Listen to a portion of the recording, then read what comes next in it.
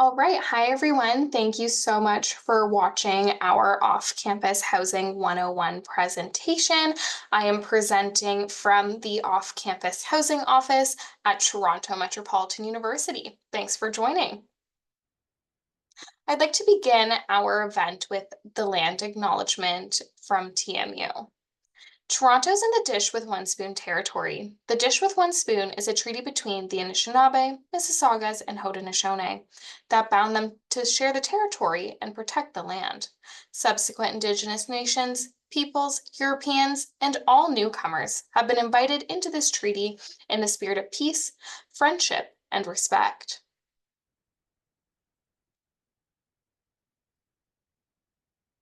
Next, I'd like to talk about what is the Off-Campus Housing Office and how can we support you as incoming or current TMU students. At the office, we focus on education. So we teach students how to navigate Toronto's complicated rental market, including providing students with tips and tricks and strategies for finding safe housing. We can connect students to various housing resources. We have lots of internal resources that we've made at the office, but we can also share different external resources that may support you and your housing search and journeys. I will highlight that we do not offer individual housing searches, so unfortunately we cannot do the search for you. However, we will provide you with the resources and tools for you to conduct your own housing search. We have a super awesome website. There's lots of resources available on there, so I really highly suggest you take a look. If you go to torontomu.ca/housing and go under housing alternatives, you will find our off-campus housing office page, and from there you will have access to all of the resources. It's available 24/7, so it's a really great first place to take a look at various resources. And then, of course, if you have questions, you are more than welcome to reach out to our team. All right, when thinking about housing searches, you want to think about a few things before you actually begin your search. So we like to call this determine your needs. So thinking about different topics and again, determining different pieces before you begin your search. So thinking about your timeline. What is your timeline? Where are you currently at? When do you want to move in? We recommend folks start thinking about housing and start their housing searches around 40 to 60 days before you want to move in if you are looking to sign a lease with an off-campus apartment. If you're looking at an off-campus student residence building, that timeline is often different and it's often earlier. It's also important to learn key housing terms. So being prepared for your housing search and being familiar with maybe some currently unfamiliar words to you and making sure you research those is super key. You also want to think about budget before you begin your housing search so that you are looking at various housing options within your budget. So it's important to think about your budget as an individual and also as a group of roommates. We will dive into more specific things you want to keep in mind for budget in a later slide. Then thinking about where you want to live and securing it. You can start your housing search on websites like placesforstudents.com, but there's also many different websites out there. And then that's once you think about these different pieces, you're able to begin your housing search. So there's a few different types of housing that we will touch on today during our presentation. On our website, we have a Finding a Place document, which has lots of different resources available that details more in depth about each type of housing. So you're also welcome to take a look at that resource. In today's presentation, we'll be discussing off-campus student residence building, homestay and subletting, and off-campus apartments. So this year, in the summer of 2024, we have a really exciting partnership here at TMU with Parkside Student Residence. So Parkside is independently owned and operated. It is not owned or operated by TMU. However, this year TMU has reserved spaces for TMU students at Parkside, which is super exciting. Parkside offers a similar experience to on-campus residence. Parkside has a meal plan. Parkside also runs various events and things for students throughout the year. So it's a really fabulous opportunity for folks if you want that residence experience, but are either not able to live in on-campus residence or would just like to live off campus. This is a really awesome opportunity. For the reserved beds for TMU students, it is first come, first serve.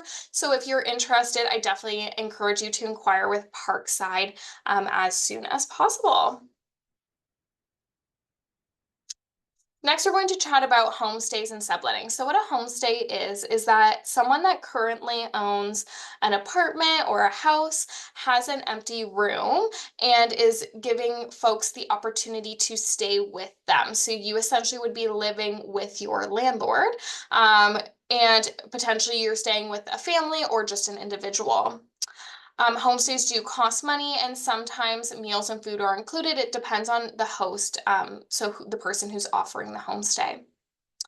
Homestays may be good if you're looking for a short-term opportunity as well, as the homestay lengths can vary depending on the host. So you can find homestays online on various websites. TMU does not currently partner with any homestay websites, so we encourage you to do your own research. Then subletting is another great short-term option. So subletting involves someone that is currently renting out an apartment or a unit, house, whatever it may be, and they are leaving for a short period of time, such as a few months. Then they are getting someone to live in their space and pay their rent for that portion of the lease where they will be gone. So the main tenant plans to return to the unit, and the subtenant agrees to live in their place for that portion of time that they're gone, pay their rent, and respect the original lease agreement between them and the landlord. You can find sublets on websites like Places for Students and other websites as well. So these are really great short-term options for folks that are on exchange and are looking for a one semester stay or just looking for something more short-term. All right, now we're going to dive into apartments and signing a lease. On the screen here, I have a screenshot of the first page of the Ontario Standard Lease Agreement. This is typically what you will be signing if you are signing a lease that is covered under the Residential Tenancies Act, which we'll dive into more what that is later on. But yeah, this is typically what you will be signing. So now our next few slides are going to cover different pieces that you want to keep in mind when you are looking for an off-campus apartment. So I want to highlight here one of our sponsors, Fitzrovia. So Fitzrovia is a sponsor of the off-campus housing office, and they are a company that runs a purpose-built rental building, actually multiple buildings. And what a purpose-built rental is housing that is specifically built for long-term rental accommodation. So instead of renting from an individual owner, you are renting from a company, as the company builds, owns, operates all the building, and everyone living in the building is a rental tenant. So a tenant is the person that is living in the rental apartment. So you can rent from companies like Fitzrovia. Fitzrovia runs multiple buildings throughout the city, so it's a really great option for folks as they have many different buildings in various areas around the city. There's also other purpose-built rentals, but this could be a good option for folks if you're looking to sign a lease with an off-campus apartment. I also want to highlight another exciting partnership we have for the 2024 year. We have a partnership with a company called For Stay, where TMU has reserved spaces with Forstay at a building called Prime Condos, which is at 319 Jarvis, so super close to campus.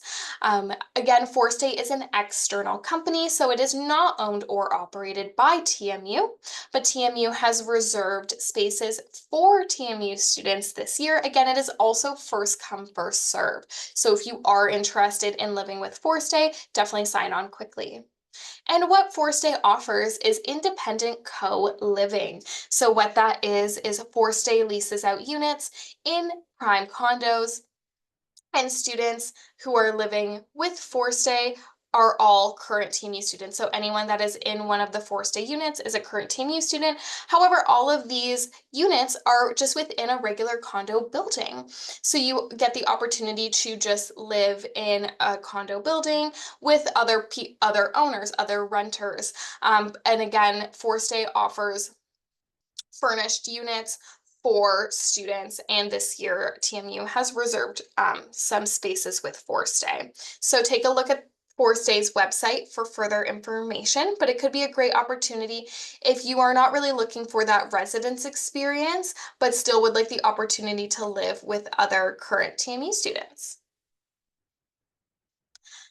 So something I like to highlight is that Toronto's rental market is competitive and expensive. So most leases begin on the first of the month, and they're often 1 year in length. Not always, but that is typically what you can expect.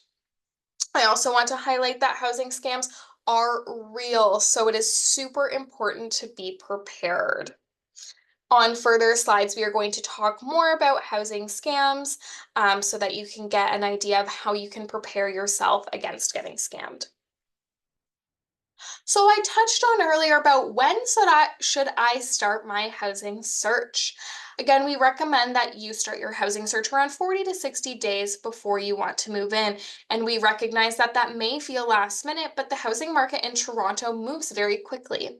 Where this 60 days comes from is that current tenants, so people that are currently living in rental apartments, in Ontario have to give their landlord 60 days notice that they will be moving out in 60 days. So landlords typically only know about 2 months before that their unit will be empty in 2 months. So that is where that timeline comes from. It is often challenging to search for housing before that 60 days, as there may not be a lot available for your intended move-in date. So this is really something to keep in mind. Again, you may be able to find housing before that 60 days. However, you will find the most available for your move-in date within that 40 to 60 day timeline. All right, so I mentioned earlier too that we were going to talk a little bit more about budget and different pieces that you want to keep in mind when you are building your monthly budget. I will highlight that at the off-campus housing office, we have a budget worksheet that breaks down different pieces that you want to keep in mind when you're building your budget. We are more than happy to send that to folks. Just send us an email and we can send that your way. So I want to highlight deposits. That is something you want to keep in mind in your budget. Rent deposits, residence deposits, and key deposits. So rent deposit is typically first and last months that you will be sending to the landlord after you sign the lease. So you want to make sure that you have that saved up. Similar, there may be residence deposits. And key deposits is a deposit that you will give when you get the keys and that you will get back when you return the keys.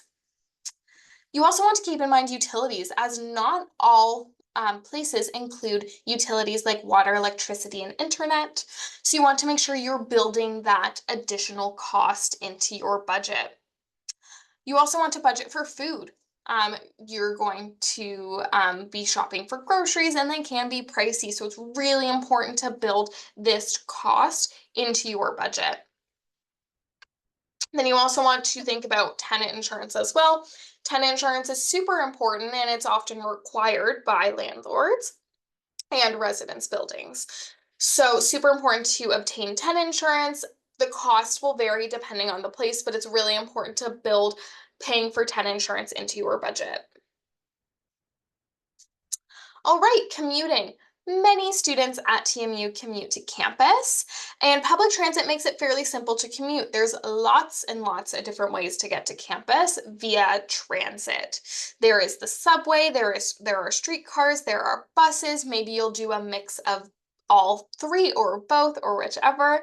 So it's really important to think about that. And then this is also something that you would want to build into your monthly budget if you are going to be using public transit. There is a monthly pass you can get with the Toronto Transit Commission, which is the public transit in Toronto.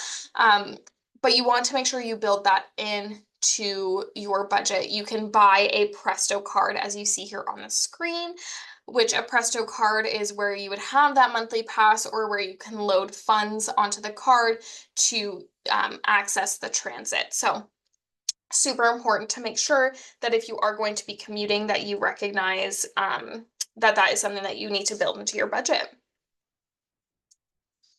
All right, a question we get often at the off-campus housing office is roommates, and how do I find roommates? How do I get to know potential roommates? And okay, great, I have roommates. Do I need to make a roommate agreement? So let's highlight each of those pieces. So finding roommates. You can find roommates on various websites. One of them I'll highlight that I've mentioned a few times now is placesforstudents.com. They have a roommate profile page where you can post roommate profiles and also reach out to other people that have posted roommate profiles. And this is a really good first place to look for roommates. Wherever you may be searching for roommates, it's super important to get to know potential roommates before you agree to live with them. So we recommend you do a compatibility quiz, compatibility checklist. We have a template for this that has various questions you may want to ask a potential roommate. Really, you just want to make sure that you will be compatible. So talking about different things that are involved with living someone, as such as sharing utilities, splitting bills, your expectations around noise and guests and things like that. Really important to get to know someone before you agree to live with them. Then you want to confirm your roommates and make a roommate agreement. We have a template for a roommate agreement at the office. Again, happy to share that with folks. Just send us an email. And it is super important that you write down all of these expectations that you and your roommates agree upon. So your expectations around how you're going to split utility costs, how you're going to split rent, how your expectations are for sharing, guests, noise, things like that. Writing them down and all agreeing upon this set of rules and expectations that you made for yourself. It is super, super crucial, and I really highly recommend writing it down so that you all can reference it throughout your time living together. All right. A question we get often at the office is, where do I start looking? So at the office, one of our sponsors of the off-campus housing office is placesforstudents.com. This is a really amazing first place to start your search, as landlords and folks that are posting their units for rent on Places for Students are obviously, with the name of the website, intending to rent to students. So this is a really good first place to start your search. There's other websites that you can use. Again, TMU does not rank or endorse any specific listing websites or properties. So again, we really encourage you to do your own research. You can also use a real estate agent. However, it is not required, but you can use one. Real estate agents' services are free for you as the tenant, as the landlord will pay them a portion of 1 month's rent after you sign a lease. Typically, real estate agents will want you to have a budget of around market value, so whatever the going rate is for the type of unit that you're looking for. That's typically what real estate agents will want you to have for a budget, as again, they get a portion of 1 month's rent. So you can always reach out to real estate agents on your own, explain your situation and see if they're willing to work with you. But again, however, it's not required. And again, with real estate agent or listing websites, we really highly recommend that you do your own research on various websites to make sure that what you are looking at is legitimate and safe. All right, so again, I talked a little bit earlier about how we were going to dive into preparing against housing scams. So there's a few different things that you will want to keep in mind during your housing search to avoid housing scams. Biggest piece is verify and research everything. Research the name of the landlord you're talking to, the name of the real estate agent you're talking to. Research the address. Research everything to see what people are saying online about different landlords, real estate agents, buildings, things like that. Property management companies. Super, super crucial to make sure that you do that research in advance before you send any money, before you sign any agreement, before you share any personal information. It is crucial to do your research. With that in mind, you also want to keep your cash close. Knowing when you are going to be required to send landlords money is super, super important, and making sure that you keep your money close before you send any money is super, super important. I'm going to touch on understanding your rights as a tenant, and then you will get a better idea of when you will be required to send money. Always checking the place out and attending what are called apartment viewings, which is a scheduled time to go see a place in person. Attending viewings is super crucial as you want to make sure that the place exists, that it's safe, that you feel safe there. So it is super, super important to attend these viewings. If you are not able to attend viewings, that is where potentially signing an agreement with an off-campus student residence building, such as Parkside, may be a great option for you. If you're not able to come to Toronto early to attend viewings, or yeah, exploring those different options. Or if your roommates are able to attend the viewings on behalf of all of you, really just having someone who you know and trust view the unit before you sign any agreement, share any personal information is really helpful to avoid housing scams. Understanding the Toronto housing market is also super helpful in avoiding scams, as you will have an idea of what the going rate is, what the market value is for different units. You will have an idea of when units are posted for rent and how long they usually sit on the market and things like that. Super, super helpful to do some research and understand the current market. Understanding your rights as a tenant is also super important. So tenant rights are covered under the Residential Tenancies Act of Ontario. So researching different things when they come up, if you're not sure if a landlord is allowed to ask you for a specific document or what type of agreements can be in a lease. This is where you can look into the Residential Tenancies Act and see what landlords can and cannot ask you for, and then what you are also required to do as a tenant, excuse me. That is super important. And then overall, keeping your guard up and trusting yourself. If something feels like a scam, it probably is, and you're better to just walk away than to potentially get scammed. I will highlight that at the off-campus housing office, we unfortunately cannot provide you legal advice. However, if you are seeking legal advice, you can look into the Landlord Tenant Board or different organizations such as that. But the Landlord Tenant Board is the board that supports landlord and tenant rights in Ontario. So again, I highlighted the importance of viewings on the previous slide, but I will highlight them again. Really important to attend viewings. At the office, we have a resource that details different things that you'll want to look at when you're at a viewing. Again, you're welcome to email us and we can send you that resource. Some pieces I will highlight for viewings is do not go alone. So if you are going on behalf of your roommates and all of your roommates cannot attend the viewing, bring someone else with you, a friend, a cousin, an aunt, an uncle, whoever, bring someone with you.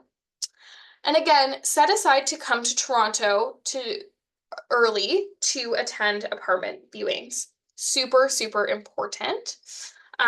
If you do not have the means to do so, then looking at, again, those off-campus student residence buildings, such as Parkside, may be a good option for you if you cannot come to Toronto early, or if your roommates are not able to attend viewings on your behalf. So preparing for rental applications, there's going to be various documents and things that you will want to gather before you start your housing search so that when you begin your housing search, you are able to put in your application as soon as possible once you decide you want to live there. So again, you want to make sure you have first and last month's rent saved up, and this will be due after signing a lease. Again, you will not be sharing money with landlords until after a lease is signed. So you want to make sure you have that money saved up, ready to send, as usually there will be some sort of clause in the lease that says you have to send first and last month's rent after the lease is signed. They may also ask you for proof of enrollment and or a job letter. So this is super important to make sure that you have. And you may also want to secure a guarantor. So this is someone who typically has a Canadian bank account, but most importantly has a credit report and credit score, as well as a job and can provide a job letter to landlords. So a guarantor is helpful in strengthening your application, your rental application as a student, because as a student, you may not have a job or may not have a credit report or credit score. So having someone sign the lease with you who does have a credit report, credit score, and job will strengthen your application. Again, it is not required. You are able to put a rental application in on your own without a guarantor, but it is helpful to have one. Then you also want to make sure you have government ID to show who you are. I want to highlight that you should only submit one application at a time. So you should not put in more than one application for different apartments or different types of housing all at the same time, as some applications are legally binding. So once a landlord or property manager or building, whatever it may be, accepts your application, it may legally bind you to that apartment. So you want to make sure you are not submitting more than one application at a time, as you don't want to be in a situation where you have more than one lease because more than one of your applications got accepted. I want to highlight that landlords cannot ask for a viewing fee, an application fee, or security or damage deposit. If your unit, again, is covered under the Residential Tenancies Act, then landlords cannot ask you for these different pieces. The only time you will send landlords money is after you sign a lease, and the only deposit they can ask you for is last month's rent and a key deposit when you pick up the keys. Super important to keep this in mind. Always get your lease in writing. You want to make sure that you have a copy of it, whether it's a physical or digital copy. You want to make sure that you have your lease in writing. I've mentioned the Residential Tenancies Act a few times, and now I'm going to talk a little bit about different pieces that you will have to keep in mind during your housing search under the Residential Tenancies Act. So as a tenant, you are most likely protected under the Ontario Residential Tenancies Act. There are exceptions to some different types of housing that are not covered under the Residential Tenancies Act. So definitely take a look to make sure that your unit is covered under the Residential Tenancies Act if you are using these rules and regulations to guide your housing search. So the Residential Tenancies Act sets out rules and regulations for landlords and tenants, including different regulations around rent increases, evictions, repairs, and other issues. Under the Residential Tenancies Act, your landlord is responsible for providing you vital services like heat, hot and cold water, electricity, and fuel, such as gas. For example, under the RTA, your landlord must heat your home from September 1st to June 15th. Your landlord also is responsible for ensuring your privacy. They can only enter your home for specific reasons, and they have to provide you with notice. They also have to ensure that your unit complies with health, safety, and housing and maintenance standards, and they must provide you with a signed copy of your lease, including their contact info. And then what are you responsible for? So be prepared to be committed. Once you sign a lease or pay a deposit, you are bound to that apartment. So it is super important that you make sure that you want to live in that apartment before you sign anything or hand over any money. You want to make sure you pay your key deposit and your first and last month's rent. You want to take photos of the unit before or right when you move in to document any pre-existing damages and send those photos to your landlord so that you will not be charged for them when you move out. You may need to book an elevator for moving in or moving out if you are living in a building that has an elevator, so it's super important to do that in advance. And then getting tenant insurance is super important. All right. That is the end of our presentation today. Thank you so much for joining. There are lots of different ways to connect with our office, so I'm going to highlight a few here. The fastest way to reach us is via email. So you're welcome to email us with your housing questions. The email is offcamp@torontomu.ca. So that is offcamp@torontomu.ca.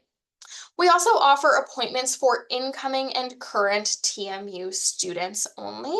So you can email us for the appointment booking link if you would like to book an appointment with our office to talk about your specific questions one-on-one with our team. Again, we do not offer individual housing searches, but again, during appointments, we can answer your questions and provide you with resources that will support your specific situation. We also offer drop-in hours at our physical office location in Pittman Hall, room 101.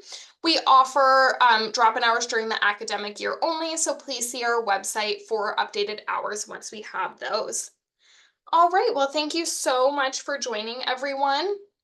I hope you have a wonderful rest of your day, and please reach out if you have any questions. Thanks.